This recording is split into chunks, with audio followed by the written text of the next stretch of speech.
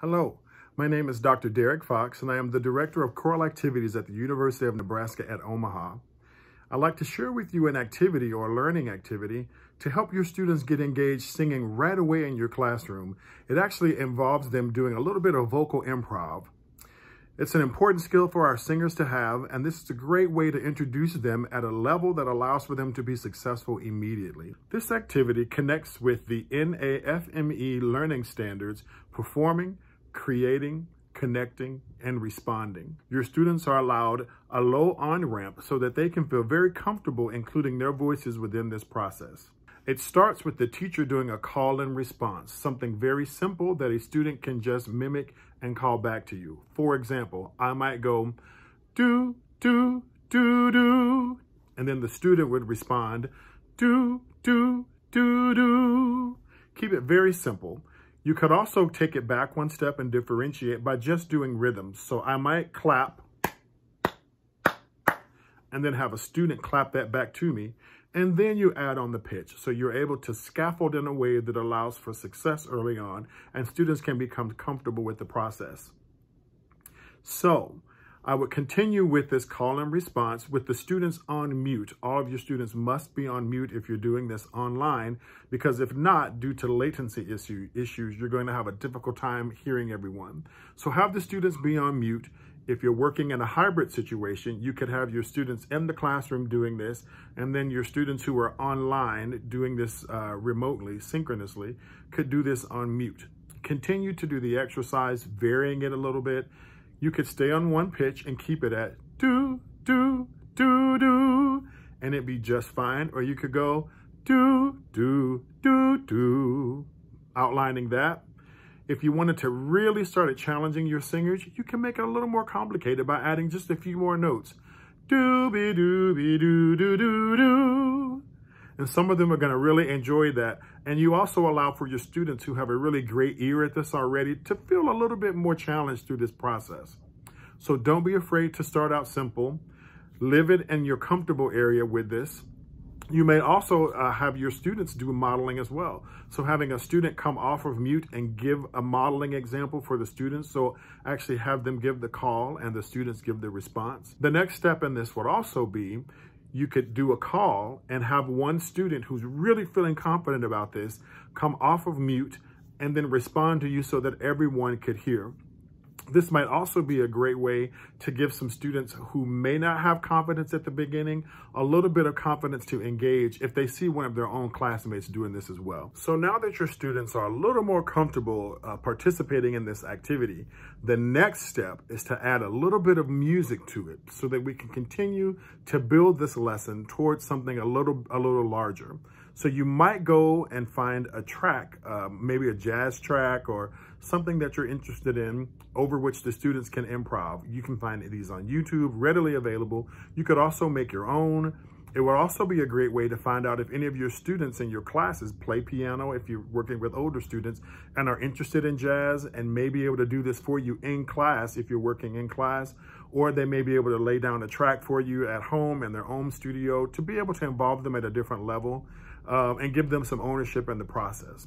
If you can't find someone in person to do it, again, there are several options online that you could access as well via YouTube. Here is a practice track for us to use as we begin the exercise.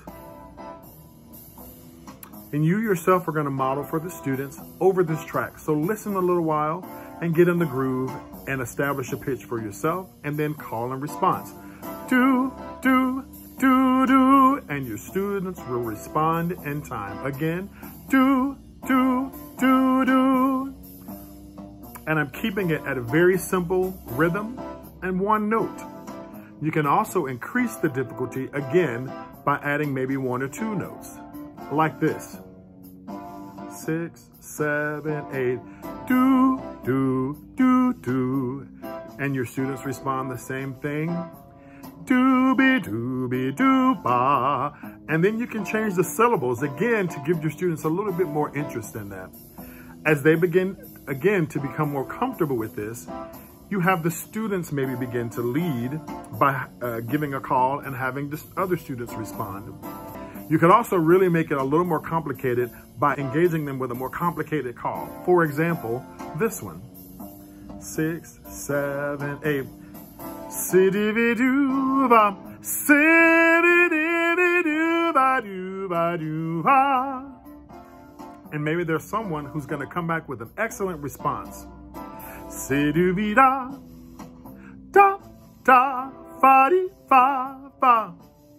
Very simple activity to get your students started and engaged and learning how to be comfortable with their own voices and then moving into improv. So the next step in this process, to be sure that you have an understanding of your students' comprehension of what they just did, you want to follow up with some questions to maybe do some connecting some ideas, some musical skills that it takes to do this, and even some career ideas. So I would follow up with questions either in the form of an exit interview, so students would answer those just at the end of class before they leave, or they could be an entrance interview, something you do at the beginning of the next class as you begin to move into your next level of connection with this, if you want to make this a longer project for yourself or your class. So I would ask questions like, have you ever heard jazz? Who are some of the names that you associate with jazz? Have you ever done improv before? Have you been in a jazz ensemble? Just trying to gauge their own experience with this. Does anyone in your life listen to jazz? This would be a great connection exercise for you to take that. There's another learning activity that I'm sure many of you have been involved in called Soundtrack to My Life that you could turn into Soundtrack to My Family, and begin to get students to connect on that social emotional learning level with their families. In a time when we have to be physically apart sometimes, this is a great way to continue to involve your students in connecting with their family. So think really deeply about how you can expand this lesson with asking questions and getting a handle on the students' experience with this music and their experience with you as you lead them through this idea of vocal improv. And you start asking them questions like, what does it take? What does one have to be able to do to be successful at doing a vocal improv?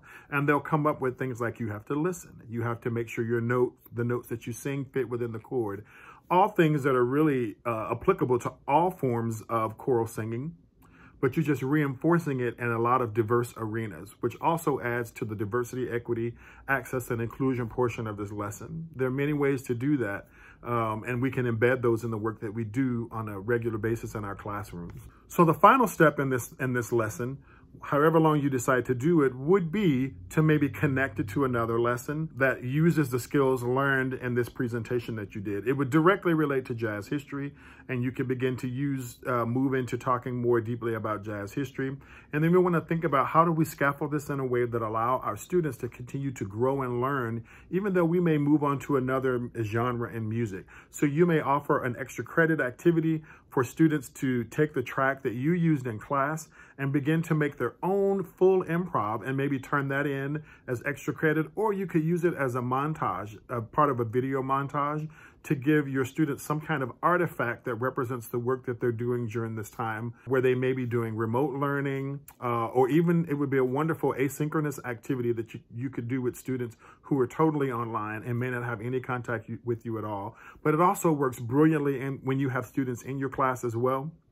One of the most important things to me when coming up with these learning activities is not only for them to function as we try to work through this time of COVID, but how can we make things now that we can continue to use and build upon even after COVID is over and we get back into the classroom with all of us singing together. I hope that you found this helpful and that you will take some opportunities to experiment with this in your classroom. Thank you.